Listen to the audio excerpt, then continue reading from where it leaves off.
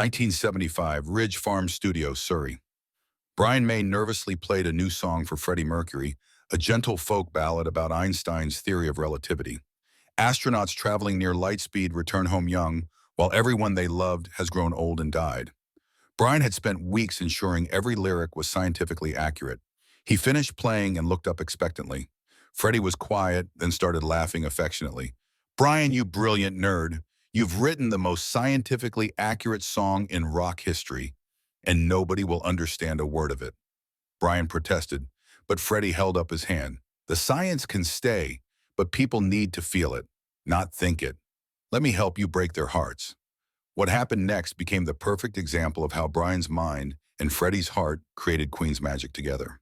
And 40 years later, Brian would admit that Freddie understood something about science that most scientists never learn. Brian May had been fascinated by physics since childhood, building telescopes with his father, studying Einstein's theories at Imperial College London. When Queen demanded his full attention, he faced an impossible choice: complete his PhD in astrophysics or pursue music full-time. Brian chose music, putting his doctorate on hold indefinitely, but he never stopped thinking like a scientist. His guitar playing reflected his scientific training, precise, mathematical, layered with harmonies that followed physical principles of sound waves. He built his own guitar, the Red Special, using physics and engineering knowledge to create unique tonal qualities. And when he wrote songs, his astrophysics background inevitably influenced his lyrics and concepts. In 1974, Brian was reading about potential future space travel missions that might take humans to distant stars using spacecraft traveling at significant fractions of light speed. The physics were well established. Einstein's theory of special relativity predicted that time moves slower for objects traveling near light speed relative to stationary observers. An astronaut traveling for what seemed like 1 year at 90% of light speed might return to Earth to find decades had passed. Brian realized this wasn't just an interesting physics problem. It was a devastating human tragedy. Imagine leaving Earth as a young person, traveling to a distant star, and returning to find your parents dead, your friends elderly, your entire world aged beyond recognition while you'd barely changed. The mathematics were clear, and cruel relativity didn't care about human attachments or emotional consequences. This is the saddest love story physics has ever told, Brian thought, and he decided to write a song about it. The song that would become 39 took shape over several months. Brian structured it as a narrative volunteers for a space mission, leaving Earth, traveling to find new worlds, returning home expecting a hero's welcome, but finding everyone gone. The title 39 itself had significance, though Brian deliberately kept the exact time frame ambiguous to serve the narrative. The lyrics carefully embedded the physics without explicitly explaining it.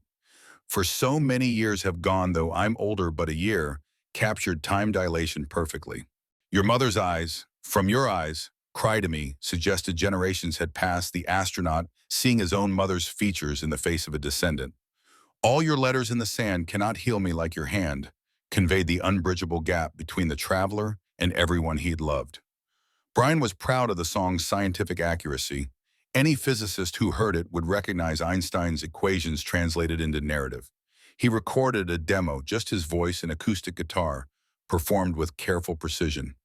The melody was beautiful, a gentle folk tune in the tradition of English storytelling ballads. He played the demo for Roger Taylor first. Roger listened appreciatively and said, "It's beautiful, Brian, but it sounds like you're teaching a class. People might not understand what you're talking about." Brian disagreed. The beauty of the science was the story. Understanding the physics made the tragedy more powerful, not less. Then he played it for Freddie. It was early 1975, and Queen was at Ridge Farm Studio recording what would become A Night at the Opera, their most ambitious album. Brian gathered his guitar and the others in the studio's main room. "I've written something different," Brian said. "It's about space travel and Einstein's theory of relativity." Freddie's eyebrows rose with amused interest. "Of course you have, darling. Only you would write a love song about physics." Brian played the demo, singing carefully, making sure every word was clear, every scientific detail properly conveyed. When he finished, he looked up expectantly. Roger and John were nodding appreciatively. But Freddie had a complicated expression on his face, affectionate, amused, slightly exasperated. Brian, Freddie said gently, this is absolutely gorgeous. The melody is beautiful. The concept is brilliant. But you've written a textbook, not a song. Brian felt defensive immediately. The science is the story. That's what makes it tragic. These people lose everyone they love because of physics, because of time itself. That's devastating. It is devastating, Freddie agreed. But people don't cry over equations, darling. They cry over lost love. And right now, you're explaining something instead of making us feel it. The explanation is the feeling, Brian insisted. When you understand the physics, you understand why the tragedy is inevitable, why there's no solution. Freddie held up his hand. How many people listening to Queen albums have PhDs in astrophysics, Brian? Brian paused. Well, not many, but... And how many people have lost someone they loved? How many people understand what it feels like when time steals people from you, even if they don't understand Einstein? Brian saw where Freddie was going and felt torn. He'd worked so hard to make the science accurate, to embed relativity into every line. Simplifying it felt like betraying the physics, dumbing down something beautiful and complex. Freddie seemed to read his thoughts. I'm not saying remove the science of Brian. I'm saying let me help you make people feel the science without necessarily understanding it. The physics can stay, but we need to emphasize the human cost. Roger spoke up. What Freddie means is when someone hears, for so many years have gone, though I'm older but a year, are they thinking about time dilation formulas or about missing someone they loved? Both, Brian said. That's the whole point. Then let's make sure they feel both, Freddie said. Give me the lyrics. Give me one day. Trust me. Brian handed over the lyric sheet reluctantly, watching Freddie study it with the same intensity Brian applied to physics equations. Freddie saw songs differently than Brian did, not as technical constructions, but as emotional experiences. And Brian knew, even in his frustration, that Freddie's instincts about emotional impact were usually correct. The next day, Freddie returned with the lyric sheet covered in notes. The science stays, he announced. Every word about relativity, time dilation, space travel, it's all still there. But we're going to change how you sing it, and we're going to add harmonies that make the loss feel visceral rather than theoretical. He sat Brian down and went through the song line by line. When you sing In the Year of 39, sing it gently, like you're remembering something precious that's gone. Not like you're narrating a story. He demonstrated, his voice soft and wistful, turning the opening line from exposition into memory. When you reach for so many years have gone, though I'm older but a year, don't emphasize the physics. Emphasize the loss. The physics is in the words, already let the emotion carry them. Again, Freddie demonstrated, his voice breaking slightly on so many years, making time itself sound like a thief. Brian listened and began to understand. Freddie wasn't removing the science. He was translating it from head to heart, making the physics something you experienced rather than understood intellectually. And here, Freddie pointed to the chorus, all your letters in the sick cannot heal me like your hand. This is where we add harmonies, not complicated ones. Simple, sad ones that sound like longing, like missing someone so much it physically hurts. They spent the afternoon rehearsing Brian's vocal performance, Freddie coaching him to sing less like a narrator and more like someone experiencing the loss firsthand. You're not explaining what happened to this astronaut, Brian. You are the astronaut. You've just returned to find everyone you loved is gone. How does that feel? Brian closed his eyes and tried to imagine it. Leaving Earth young, excited about exploring new worlds. Returning expecting celebration, finding only graves and strangers. The physics made it inevitable. But Freddie was right, the devastation wasn't in understanding Einstein's equations. It was in the human cost of those equations. When they recorded Brian's lead vocal, something shifted. He sang the same words with the same melody, but now they carried weight beyond their scientific accuracy. His voice trembled slightly on key lines. The careful precision remained, but underneath it was genuine emotion loss, regret, the unbearable weight of time. Then came the harmonies. Freddie, Roger, and John gathered around a single microphone, adding layers of voices that turned Brian's solo narrative into something universal. The harmonies were simple but devastating, especially on the chorus. All your letters in the sand cannot heal me like your hand. Four voices blending, creating the sound of communal grief of everyone who'd ever lost someone to time, understanding this specific science fiction tragedy or as their own story. When they listened to the playback, Brian felt something catch in his throat. The science was still there, every word, every reference to relativity, every carefully constructed detail. But now it was wrapped in something that made those details feel rather than inform. Freddie had taken Brian's physics lesson and transformed it into something that could break hearts. You were right, Brian admitted quietly. It's better this way. Freddie smiled. The science was always beautiful, Brian. I just helped people hear it the way you hear it, as something that matters because of what it means for human hearts, not just because the mathematics is elegant. A Night at the Opera was released in late 1975, and 39 became an unexpected fan favorite despite never being released as a single. Astrophysics students wrote to Brian, thrilled that someone had written an accurate song about relativity. But most listeners just heard a beautiful, sad folk song about loss and time. They cried. They cried without necessarily understanding they were crying over Einstein's theory. Both reactions proved the same thing. Freddie's instincts had been perfect. The song worked for people who understood the physics and for people who just felt the emotion. By refusing to choose between Brian's scientific accuracy and emotional accessibility, Freddie had created something that satisfied both. Over the years, 39 became a template for understanding how Brian and Freddie's partnership worked. Brian brought complexity, structure, technical excellence, intellectual depth. Freddie brought accessibility, emotion, human connection, the ability to translate complexity into feeling.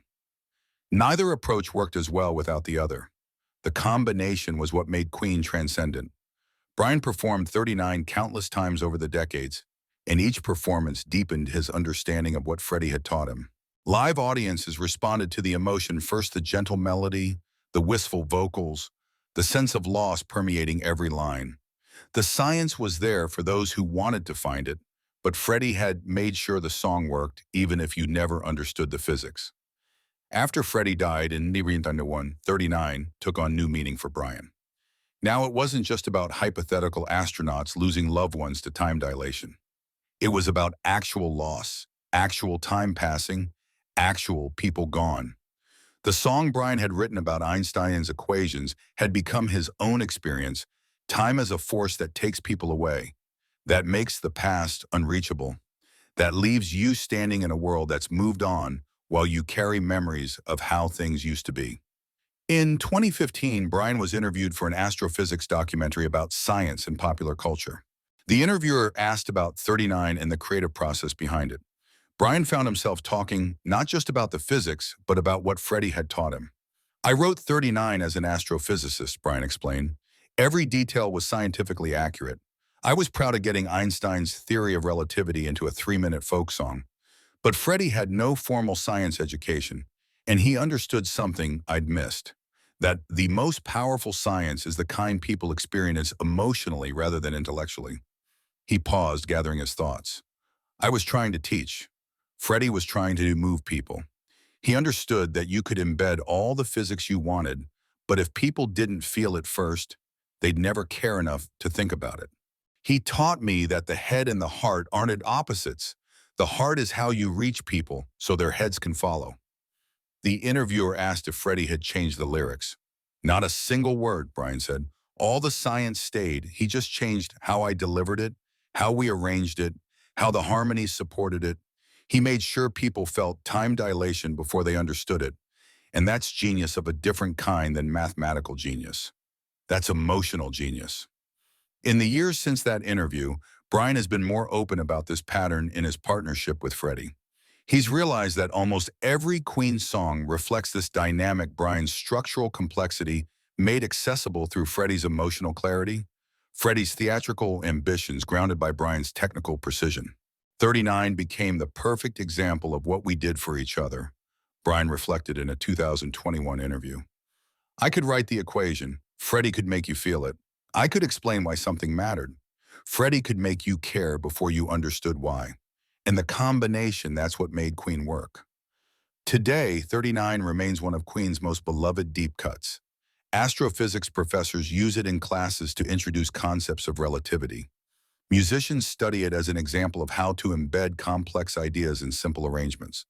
But mostly people just listen to it and feel sad without entirely understanding why they're responding to Freddie's genius for making Brian's scientific tragedy feel personal, universal, immediate. The song's legacy extends beyond itself.